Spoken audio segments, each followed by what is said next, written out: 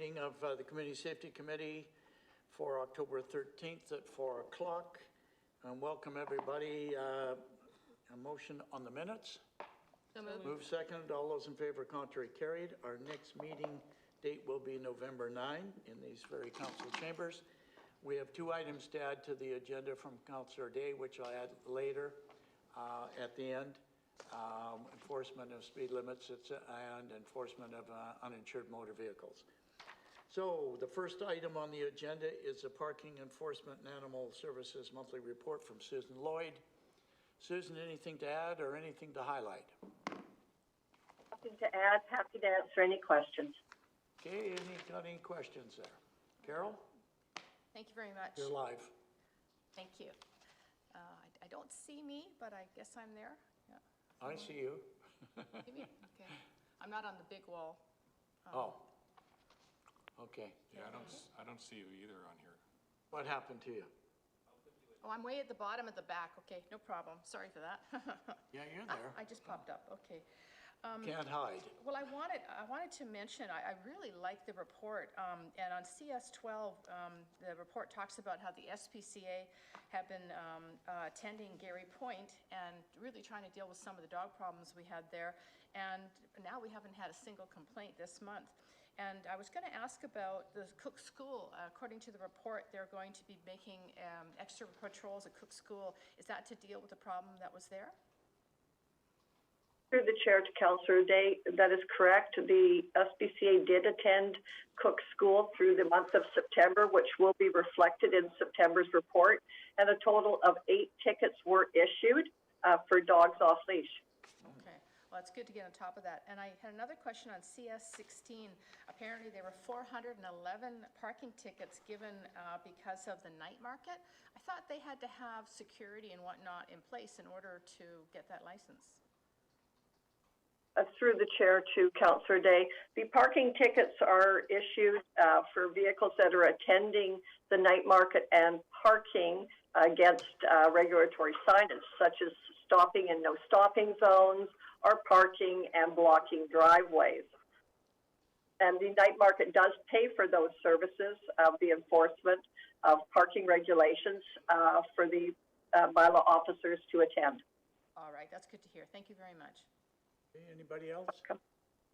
Okay, motion to receive. Andy, sorry. Thought I put my hand up anyway. No, sorry. Thank you, and through the chair. Thanks, another good report, and similar to Councillor Day's comment about Gary Point, I thought that was excellent too. But on page 14, when it comes to public education, and education's a key in any kind of enforcement, what's an example of public education when you're talking about that? Is that a group education, kind of a planned thing? Is it spontaneous or pamphlets or Zoom groups, or what is public education when you talk about that? Through the chair to Councillor Hobbs, there's a couple of forms of public education. One through social media that the BC SPCA and both community bylaws use to educate the public on off-leash and the importance of licensing your dog. The other is just spontaneous. While they're doing their patrols throughout the city, they're handing out pamphlets and giving people warnings. Yeah, that's great. Thank you. Okay. Anything else? You're very welcome. Thank you very much. Received for information, moved, seconded. All those in favor, contrary, carried. Thank you, Susan. Okay, property use the monthly activity report. Mark? To the chair, nothing further to add, and happy to take questions. Okay. Carol? Yeah, thank you very much. I'm not sure if this is the right place to ask this question, but I actually really enjoyed going to Gary Point one Sunday morning to see the car rally that just kind of pops up there apparently on Sunday mornings. But I did have a citizen who wrote and complained about the cars coming and going because it's quite early in the morning. And I guess some of these older cars have large mufflers. What is the situation with that? Like, do those people have permission, and is it overlooked by bylaws to be at Gary Point? When I was there must have been about 120 cars. To the chair, to Councillor Day, in off hours from prior to 7 a.m. and after 8 p.m., there are noise restrictions. Generally speaking, if these calls are occurring during off hours, and they are disruptive, the RCMP can be called. Rather than take such a heavy-handed approach, would it be possible when there's a car rally to have a bylaw officer go around and just remind the people who are there that when you leave and when you come, try not to make too much noise because it is a residential area? Through the chair to Councillor Day, the bylaw officers do attend. We have received those complaints.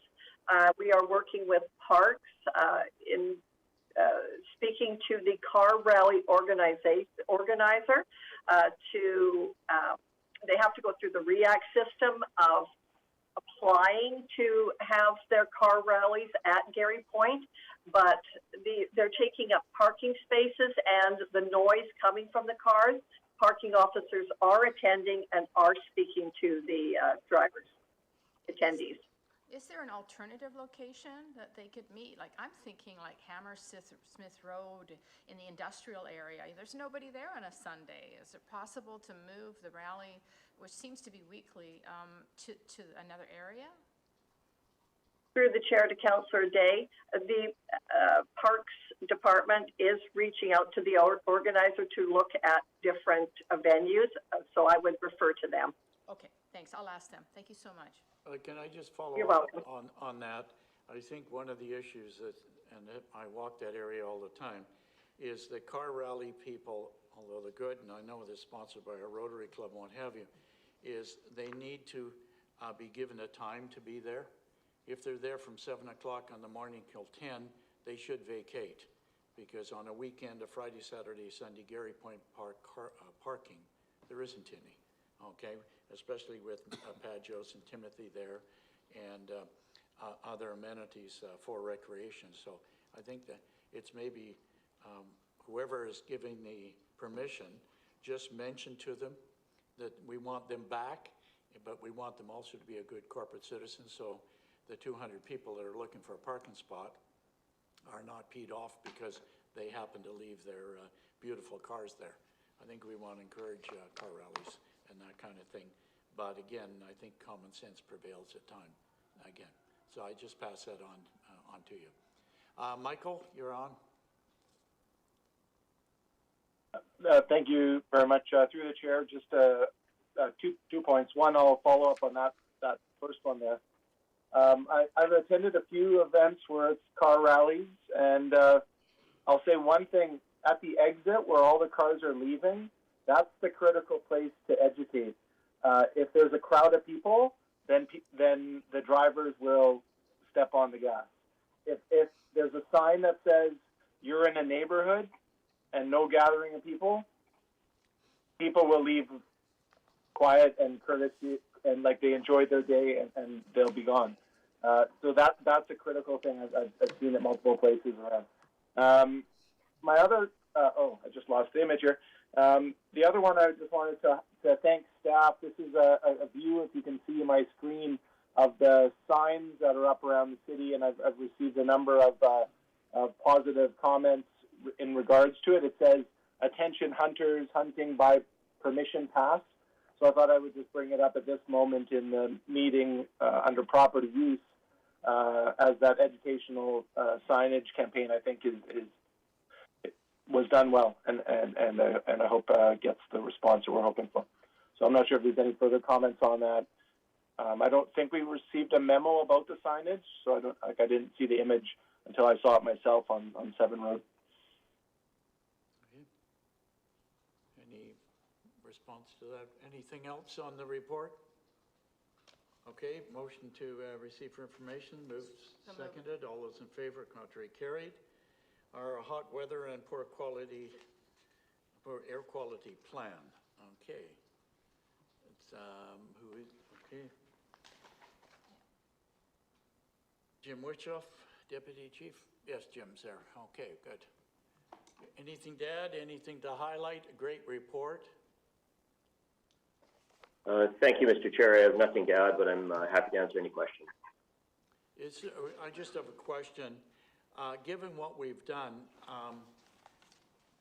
have we had any other requests to expand to other areas? I think the things that we've done are great, but like the mists, another drinking fountain, let's say in southeast Richmond or whatever, or northeast Richmond or Hamilton or whatever.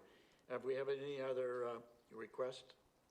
I noticed, for example, we only opened 2 community centers in the libraries, but, you know, I didn't see, for example, Hamilton there or others, and I wonder during those periods of time, we couldn't have all community centers open on that, including Sea Island and what have you. Because many of our seniors, I know they don't live in some of these areas, but many of our seniors have no air conditioning whatsoever in those apartments, especially in the downtown core. So I don't know if we've had any other requests or any other councillors had requests, staff or other. Anything, Jim, on that? Mr. Chair, currently I've got no further requests for any other openings beyond what we did this past summer. All right. Anything else, Carol? Alexa? Yep, thanks. Through you to staff, thank you for this. Just a couple questions following up on it. In these cooling stations, do you actually do any temperature checks on people to see if they're actually, like, have heat stroke and then send them on? Through the chair to Councillor Liu, we left the management of those cooling centers up to the regular staff that were on duty. It wasn't a specific request or direction from the plan. However, there are regular operators working in the libraries, the cultural center, and of course the community centers that are in tune with people's needs at that point. Do we have any partnerships or anything with any of the malls in Richmond to do them, or to give them support if they want to have a cooling center? Thank you. Through the chair to Councillor Liu, it's generally recommended practice that the malls would be made available for people to go to, but it's somewhat inappropriate for us to direct citizens to specific areas like that for the public. Okay, fair enough. And just as we have the Snow Angels program, do we sort of piggyback on that or use any of the same people to go and, say, check on their neighbors in the same sort of fashion? Or is that something we could consider doing?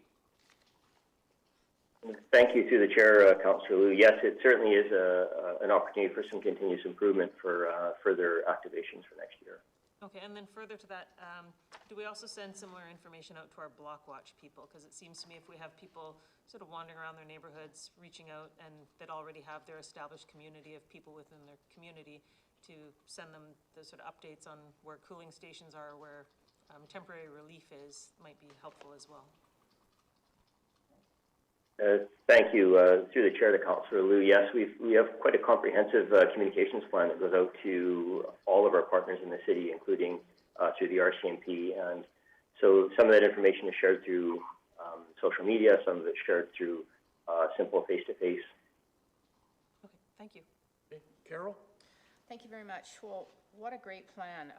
When I read the report, it just broke my heart that 570 people in BC died of heat-related death. I can't think of a crueler way to go. I'm really pleased that we've used this opportunity to identify what the triggers are. And I mean, it said that under level 1, if it's 29 degrees for 2 consecutive days, that's level 1. And if it's 31 degrees, it's now at level 2. And so when you put together this hot weather and poor air quality operations guide, I wasn't quite sure what I was going to read, but I was really impressed with the detailed plan and what to do under level 1 and level 2. And on page CS 57, there's a drinking fountain and spray park map and also places to stay cool. Well, the fact that we've already got this plan in the works so that if we need it, and hopefully we won't, it's just a matter of plugging in the pieces and getting right to the issue. Well, this morning I shared this plan with the Seniors Advisory Committee, and they were really grateful to have something that they could send out to their seniors and also to all the stakeholder groups to say, you know, this is what's going to happen if and when we have another heat dome as we did this summer. So the list of stakeholders was very long. It was 2 pages. Has this report been sent to all of them? Through the chair to Councillor Day, thank you. as soon as we're finished with the discussion here in committee, we'll be sharing the final report out with those stakeholders. Great. They have been consulted, obviously, during the creation of the plan, though. And may I suggest our MPs and our MLAs and just anybody you can think of, let's send it out, because this is valuable information to have in the file cabinet. So when someone calls and says, where do I go? I'm dying, I'm so hot. You know, I think it'd be good to have this widely distributed and make sure that everybody knows that we're ready if it should happen again. Thank you. Okay, thank you. Linda?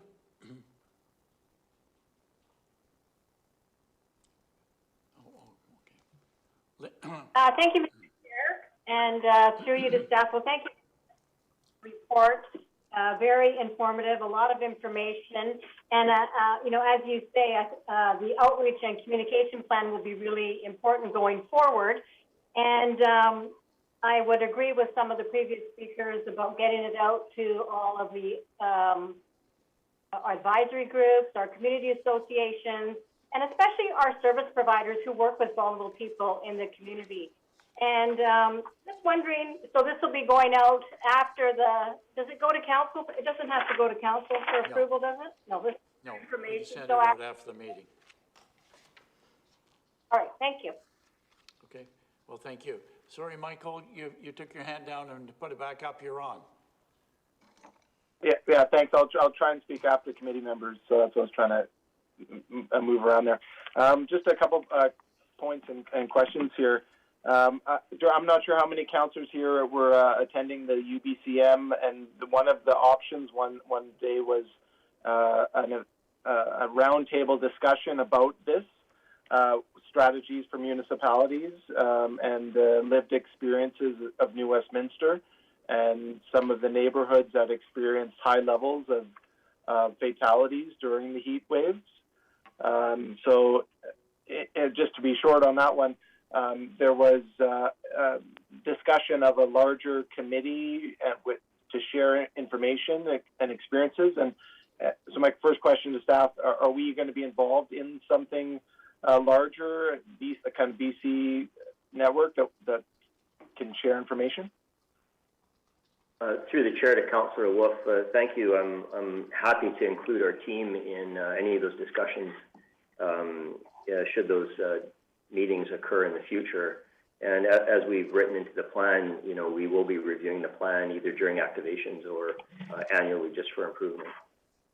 Okay, great. Thank you. Through the chair, my second question to staff is, in the report it mentions no financial impact in the report, but so my question then is on page 45, where it lists the staffing requirements. This is in the attachment under hot weather and poor air quality plan.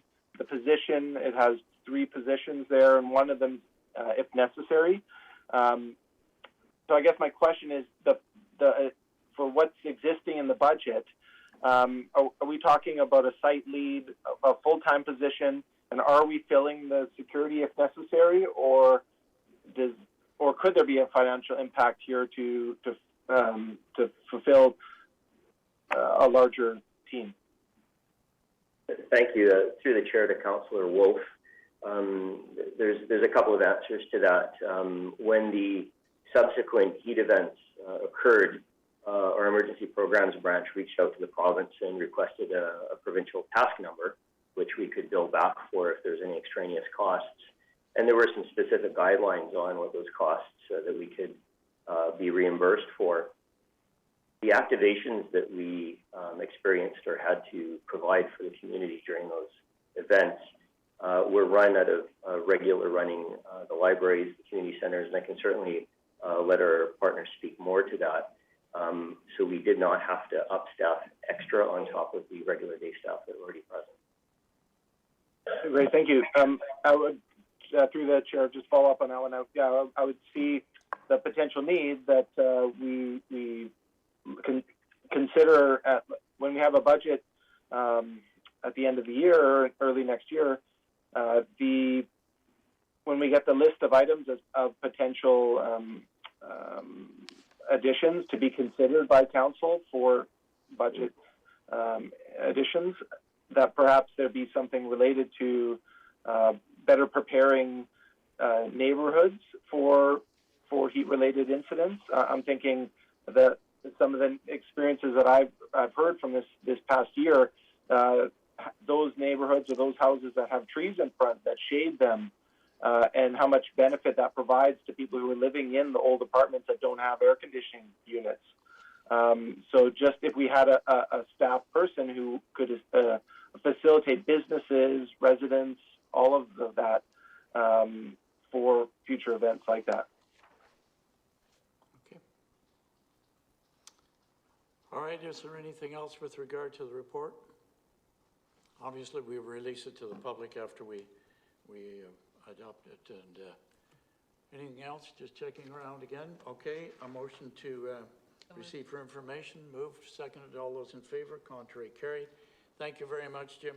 And I guess it can be released. Thanks, and shared. Okay, and anybody else? Okay, fire rescue, Chief Wilkinson, or yes, you are. Thank you. I have 3 screens, so you're there. Anything to add? Nothing to add, Mr. Chair. Great report. No, nothing Thank you. to add. As always. Any questions from committee? One. Drawing, 1 sec. Carol? Thank you. Thank you very much for your report. Oh, you're doing a briefing after this. Sorry, I'll save my question for the briefing. Okay. I apologize. Anything on this specific report that we have? Seeing none? Okay, thanks very much for a very concise report. Motion moved, seconded. All those in favor? Contrary, carried. Okay, Fire Chief, items for discussion. All right, go ahead. Thank you, Mr. Chair. I just have one. You may notice around our stations a great deal of activity, of training and the like. Recently, we were able to hire 29 new firefighters to finalize Council's Safe City initiative.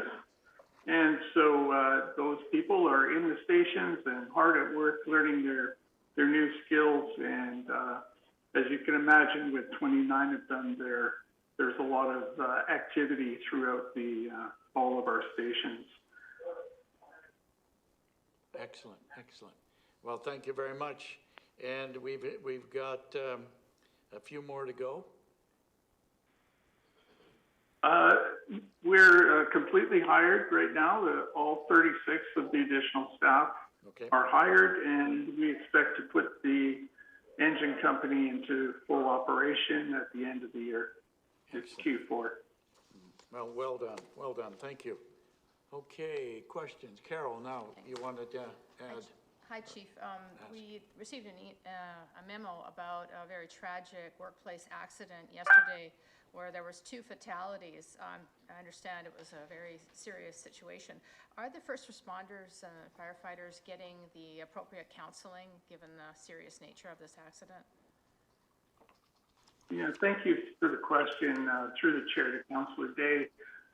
Yeah, thanks for the concern. We have a well-established critical incident stress team who, after every single one of these types of events, does interact with our staff, and if there is additional need, we will refer them on to professionals.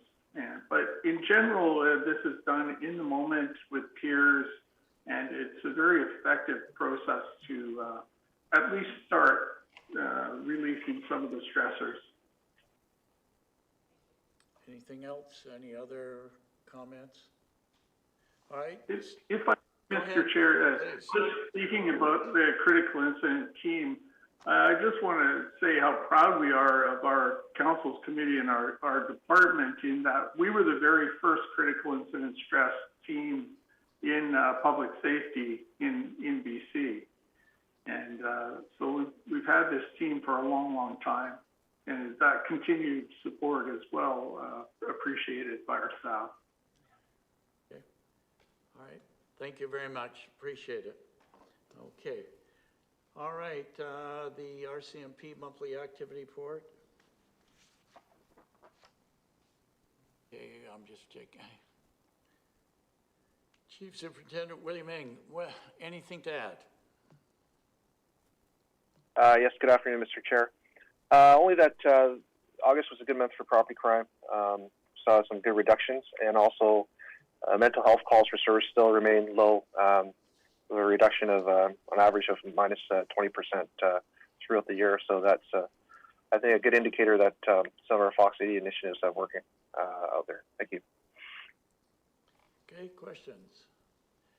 Okay, well, I have two things, if I may. I'm going to take the liberty at this time. First of all, thank you and the detachment for our Richmond City Centre opening of our station there. A tremendous asset to the community, but also a place where we can deploy our men and women who look after us. So a personal thank you, and thank you on behalf of the committee, and obviously on behalf of the citizens of Richmond for your leadership, and all staff that took part in that and worked on it. I know we had that vision, previous council and council of today did that, so a huge, huge thank you. And I guess the other thing, I'm pulling rank here. Before the RCMP briefing, just to congratulate again, Will, your opportunity and promotion within the RCMP and in the greater good of the RCMP as an institution in the country. You're the right person for the right for that particular position, and I would expect before I'm off council, I'll see you as commissioner on there.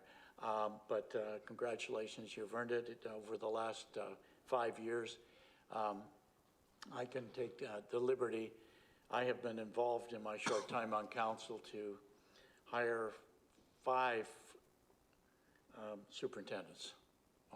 I've been involved right from, and Harold would have been the same way back when. We do go back a fair ways and seeing it, and you've taken us to the next level and kept Richmond safe with your ideas. I'm sure they will be continued, and you'll pass them on to your successor.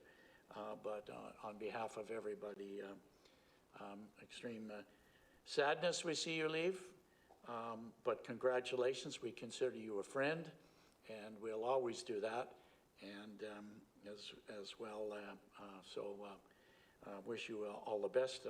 We're not sure exactly when your day is, but this could be your last community safety meeting for all I know. We haven't seen where we're going next, but I do want to pass it and have that recorded in the minutes because it's the first one right after the 2 announcements. So thanks very much on that. And now I'll let you do any briefing if you like. Well, thank you, Mr. Chair, and thank you to committee and also to council for all your support. And all of this is attributable to, of course, none of this would get done without your support, so thank you very much. Yeah, I really greatly appreciate the comments and also the comments that were made previously as well. It's myself, it is very bittersweet to move on, but I do have very fond memories of my time here, and I will cherish them for the rest of my career and of course beyond. So thank you. With respect to the briefing today, actually, I believe we have to accept the minutes. So nothing more to add to my report, Mr. Chair. Okay. All right, Linda, we got a couple of speakers. Linda, before I go into new business, thank you. Mr. Chair, and through you to the Chief Superintendent, on our CS 72 under the heading of drugs, I'm just wondering, like, it says there was 38 drug files, which is up 40% from last month. Are these related to the opioid crisis? I think that, you know, for many of us, COVID-19 has kind of taken over the media, and every now and then we hear about the opioid crisis, but, you know, we need to remember this is happening daily. People are losing their lives daily, and, you know, I don't want to forget that. And so when I read that, I just am concerned, is it here in Richmond or? Thank you, Councillor McPhail. Through the chair, is that we don't, of course, the opioid crisis is having an impact on Richmond, and not as tremendous as other municipalities. But currently we have increased our enforcement activities, of course, through our Richmond Mobile Enforcement Team. They are out there every single evening, of course, targeting gangsters and targeting those that traffic street drugs. So some of those numbers that you see are from the increased enforcement and pressure on the street-level drug traffickers. And I expect to continue to see some of those seizures that are taking place every evening. They are doing a wonderful job, and they are making a difference and making an impact to suppressing violence and also drug trafficking in our city. So that's probably some of the numbers that you're seeing there. Thanks very much. Okay. Jack?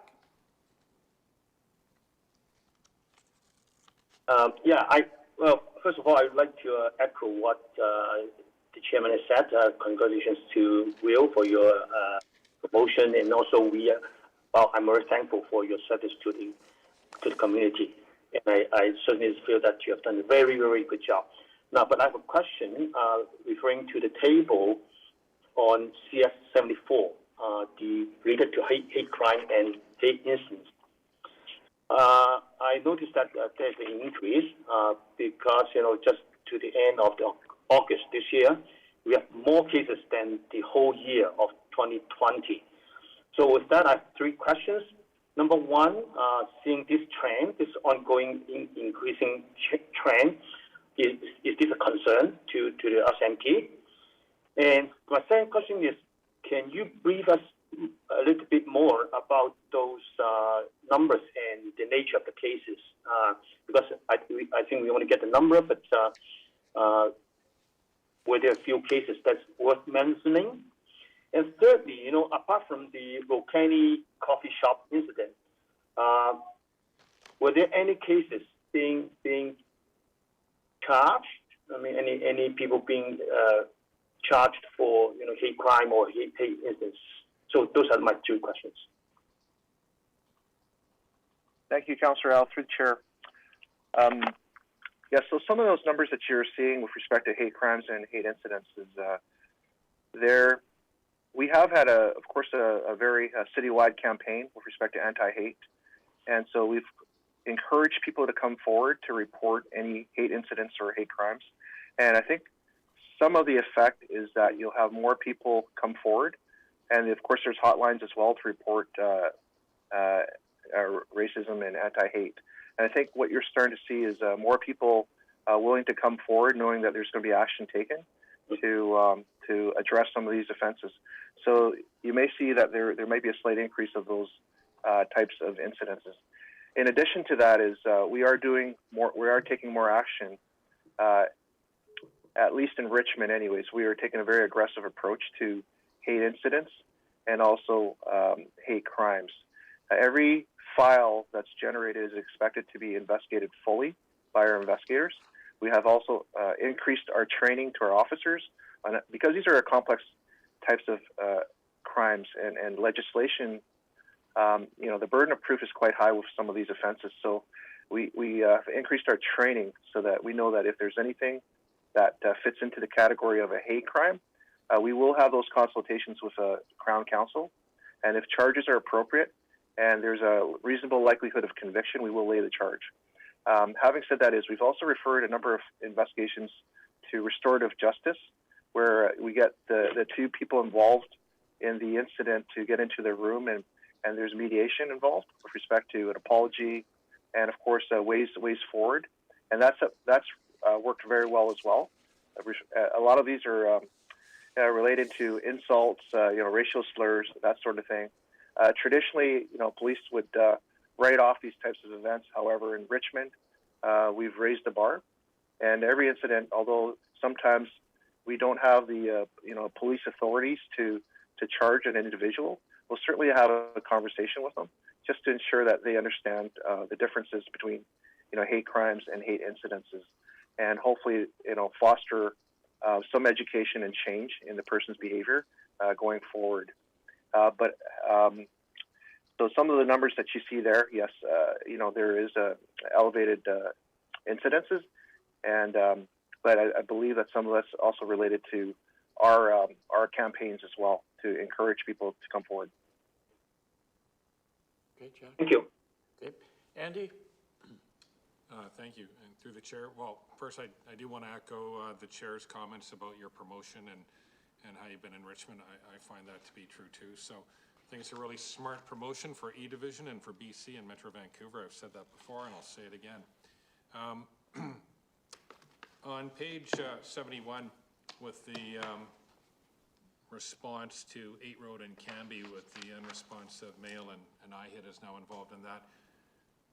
You know, when I think of 8 Road and Cambie, I actually, in my mind, picture that as essentially private property, although technically it might not be, but you have to go through farmland and bogs, I think, to get to that spot. So, and it seems over the last couple of years, there's been some incidents where burned out vehicles, and this is all public information, have been left and dumped, and perhaps a couple other incidents, but involving very serious crimes. So I'm just wondering if it's statistically valid in the detachment's view that there is an uptick in that area with regards to these kind of incidents, because when you talk to people in the neighborhood, they think there is, but there's a difference between anecdotal kind of analysis and what the police actually know. And I'm just wondering, maybe offline, if there's some things that could be done in terms of helping to solve those investigations, if it's geographically, statistically valid that those things are happening there more. Yes, thanks, Councillor Hobbs, for your comments and also for your question. Yes, we were very mindful of that area and River Road as well, leading into Hamilton. And some of those areas, of course, in the past have had some incidences of burned vehicles, some property crime along River Road as well. And we have investigated a few offenses there. We are monitoring the number of calls for service in that area as well. And very mindful that is an artery, a main artery sometimes used for criminals as well. So having said that, is with respect to our rollout on intersection cameras, I've placed a request in for some of those arteries to be covered off. I do believe that that will benefit us in the future, that there is value in having, a CCTV coverage of some of those arteries leading in and out of the city and into Hamilton as well. So that is an initiative that we've kind of spearheaded in the past as well. But we are monitoring the statistics. They aren't significant stats that say that, crime is through the roof in that area. However, there are isolated incidences that are noteworthy, and we're currently monitoring. Sure, just one other question. Yeah, I didn't want to get into too much detail on that, but that's good that you're looking at that. Just on the calls in general regarding the stats and, arsons and robberies and thefts and of course, mental health. Again, has there been any noticeable correlation between the calls for mental health incidents and any of the other calls? And I'm thinking more of, robberies, maybe hate incidents or hate crimes, assaults, that kind of thing. Because often there can be, and it can actually mitigate what the police can do in terms of criminal charges too. So is there any correlation that you've noticed? Thank you, Councillor Hobbs. Through the chair, is that there has been some correlation with respect to mental health and some hate incidences, and also cause disturbances as well. And we are currently trying to, track the incidences of mental health as they pertain to different offenses. And we're making efforts to do that right now. Thank you. Okay, good. All right, can I have a motion to accept the monthly report for August? Moved, seconded, all those in favor, contrary, carried. Okay, I've got 2 items. I'd like to put them in before the manager's report, 7A and 7B. Carol has put forward to add to the agenda enforcement of speed limits for e-bike / e-scooter on multi-use pathways. And I'll let you speak to it, but I think I already put one on that one to Parks and Rec, but go ahead. No, thank you very much. Well, I've talked to some people that have been terrified because they're walking down one of these multi-use pathways and somebody on an e-bike for this one particular incident was going between 30 and 40 kilometers an hour, and they're simply not allowed to do that. And I wondered if part of our enforcement through bylaws could be that maybe the citizens could print out a ticket, like a card, that they could hand out to people that happen to do that and say, look, this is the rule, this is the bylaw number, and this is the penalty if you break this rule. Because I do believe that most of the people who are on these e-bikes and e-scooters are probably unaware that there actually is a limit, and that when you're on a multi-use pathway. So I'm not sure if I need a motion for this, or if it's just something that we could ask staff to look into. Because I think that, making a citizen's arrest and, letting people know that, we're watching and we can't be everywhere, but the people of Richmond are there. And if they were armed with the right information, we could probably solve this problem pretty quickly. Hey, I'm just going to ask Harold, did I not bring this up at Parks and Rec as well? I mean, I think we should combine forces as opposed to in two committees. So, because I'm concerned about the West Dyke, I'm concerned about the railway corridor. I agree, everything you've said, bike lanes as well, and I think they know what they're doing. You rev them up and you're going 40 miles an hour and riding double. You know what the heck you're doing.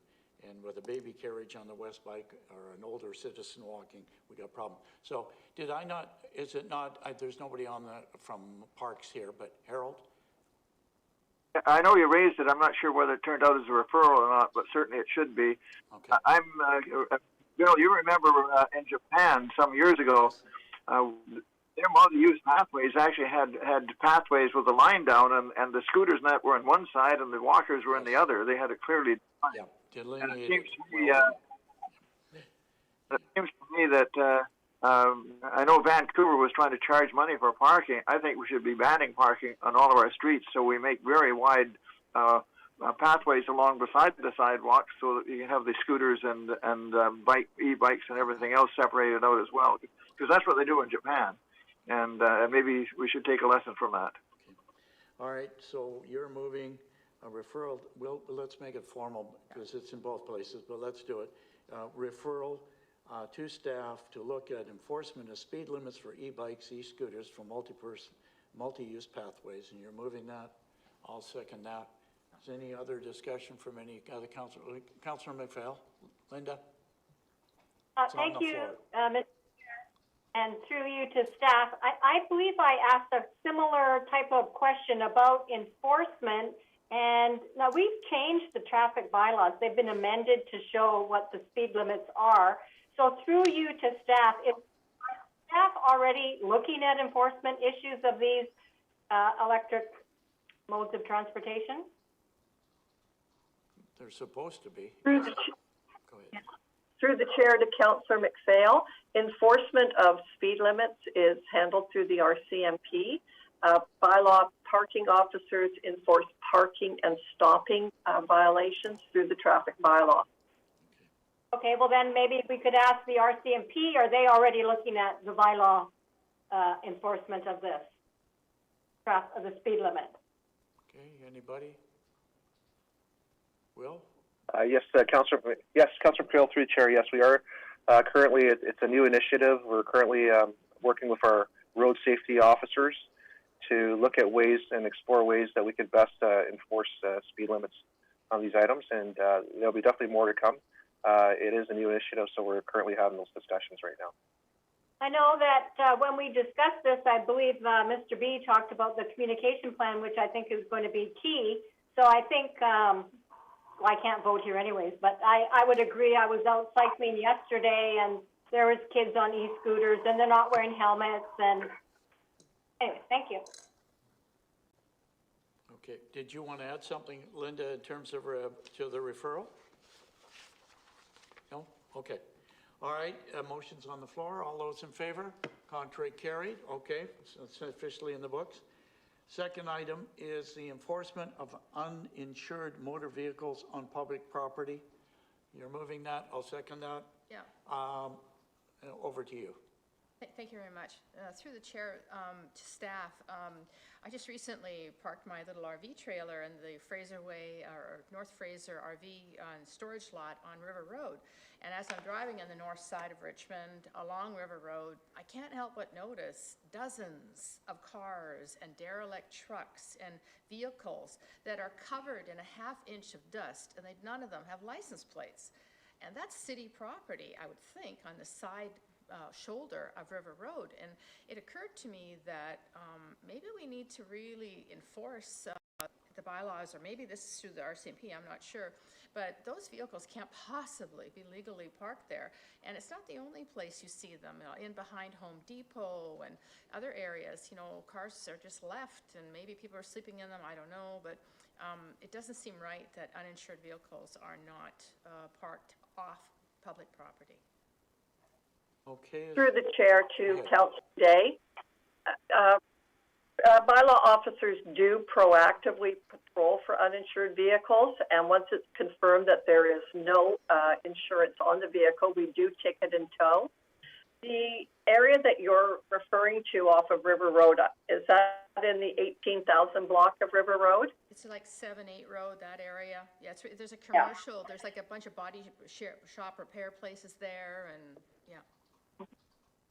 Yes, we do follow up on complaints on River Road in regards to uninsured vehicles. There's a large mixed portions on River Road that some fall into public and some fall into private. It's a real mishmash along there. So when it's on private, the property use department does contact the property owner to deal with the uninsured vehicles if there's too many and it falls under derelict. If it's on private and individuals see it, we hope that they will contact bylaws directly through bylaw request at richmond.ca, where we can send an officer to go ticket and tow that vehicle. And there is a $70 fine associated with it. Well, this is an official request from citizen Carol Day. Please check out those dusty cars and trucks and Jeeps all parked along River Road, because they are a hazard. And if someone needs to pull over, there's literally nowhere to pull over. So if you get a flat tire, you're stuck. In some of the areas, I may add to it, it's not on city property or private property. It's on the jurisdiction of the Harbor Commission. I think we might be, if staff could be in touch with the Harbor Commission. I've had a couple of inquiries, et cetera, finding out from the water up, we don't own the uplands till a certain number of feet away from the water, and others can help on that. And we may be trespassing, and I'm not saying we don't clean it up. Let's work together to do it. But I think, the Harbor Commission has a responsibility to make sure some of those areas are cleaned up. So I just pass that under advisement, okay? I'm going to go to Andy. We have a motion on the floor. Is it on the motion? Yeah, this is to the motion. Yeah, I just want to say that I agree with the comments that have been made about it, and it's a good motion. It ties into a previous one as well about that area, but and I agree too with staff that it is a mishmash, but when you drive down there, it is a safety hazard at NMS, so I really do echo the comments to encourage us to have a look at that. And if we have to work with other owners of property and stakeholders and those with authority, then we should do that too. Good. Thank you. Are there any other comments on the motion? All those in favor? Contrary, carried.